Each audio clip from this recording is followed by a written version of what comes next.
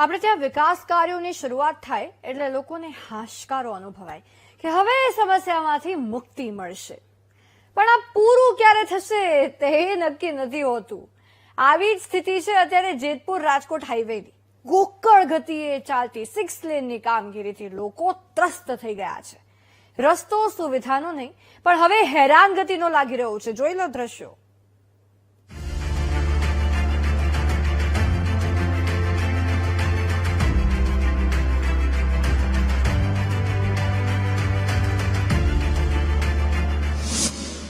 Six lane બન્યો હેરાનગતિનો માર્ગ. ગોકળ ગતિએ જેતપુર રાજકોટ હાઈવેની કામગીરી. 1204 કરોડના ખર્ચે બની રહ્યો છે હાઈવે.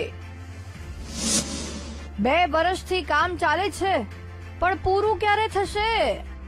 જોઈ લો આ સ્થિતિ અને વાહન ચાલકોની પરિસ્થિતિ. છેલ્લા 2 વર્ષથી લોકો હેરાનગતિ ભોગવી રહ્યા છે કારણ કે અહીંયા 6 લેન હાઈવે બની રહ્યું છે. તમારી સ્ક્રીન પર દેખાતા આ રસ્તા પર વાહનો તો ચાલે તેમ નથી. તેથી અમારા સંવાદદાતાએ ઘોડા પર બેસીને જવું પડ્યું. વિકાસનો વે હાઈવે એવા સૂત્રોના ગાળા ગવાતા હોય પણ હકીકત તો કંઈક ઓર જ છે. નાની મોટી નહીં પણ 1204 કરોડની રકમના ખર્ચે આ રસ્તો નિર્માણ પામી રહ્યો છે. પણ ખાટલે મોટી ખોટ એ છે કે કામગીરીમાં તેજી નથી આવતી. ધીમે ધીમે કરીને 2 વર્ષથી ચાલતા આ કમઠાણથી લોકો હવે થાકી ચૂક્યા છે. સમગ્ર સૌરાષ્ટ્રના ગુજરાતના તમામ લોકો જયારે રાજકોટથી જેતપુર તરફ આવતા હોય, આમ સોમનાથ જતા હોય, આમ પોરબંદર જતા હોય અને રાજકોટ જેવા પ્રવેશ કરે અને જેતપુર સુધી આવે તો એ લાગે કે અમે કયા દેશમાં વિચરણ કરી રહ્યા છીએ. એને ખબર જ ન પડે. આખો રોડ, આખા રસ્તાઓ ઉબડ ખાબડ, ખાડાઓ, એનું જાણે સામ્રાજ્ય ફેલાય એવું લાગે. ડાયવર્ઝનમાં પણ રસ્તો એવો છે કે વાહન ચાલી શકે તેમ નથી. જેતપુરથી રાજકોટ વચ્ચેનું 69 કિલોમીટરનું અંતર કાપતા લોકોને 4 થી 5 કલાકનો સમય લાગે છે, જેથી વાહન ચાલકોનું ઈંધણ અને સમય બંનેનો બગાડ થઈ રહ્યો છે. જેતપુરથી રાજકોટ 4 લેન હતો અને 1.5 કલાકમાં પહોંચી જતા, પણ કામગીરી ન થવાથી લોકોને કલાકો સુધી ટ્રાફિક જામમાં ફસાઈ રહેવાનો વારો આવે છે. પીઠડિયા ટોલ પ્લાઝાથી ભરૂડી ટોલ પ્લાઝા અંદાજે 34 કિલોમીટર જેવું થાય છે.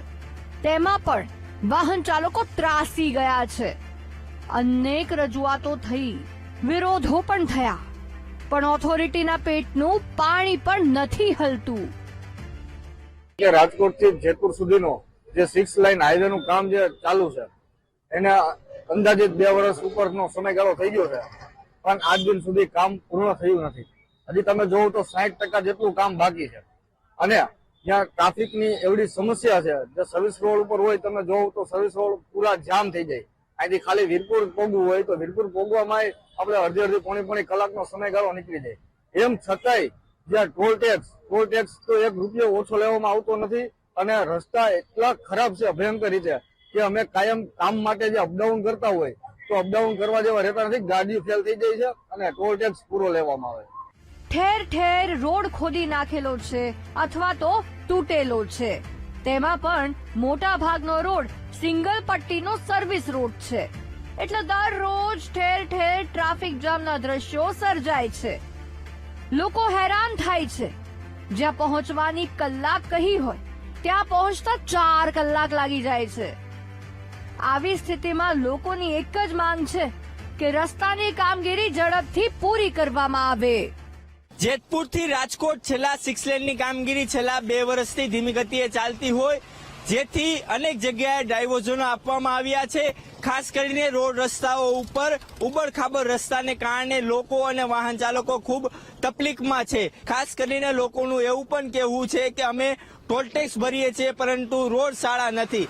જેવી જે વર્ષો પહેલા પરંપરા મુજબ આ ઘોડા પર બેસીને છે તે રાજકોટ જવું હોય તેવી પરિસ્થિતિ છે તેને હાલ જોવા છે તે મળી રહી છે. ધ્રુવ મારું, વીટીવી ન્યૂઝ, જેતપુર.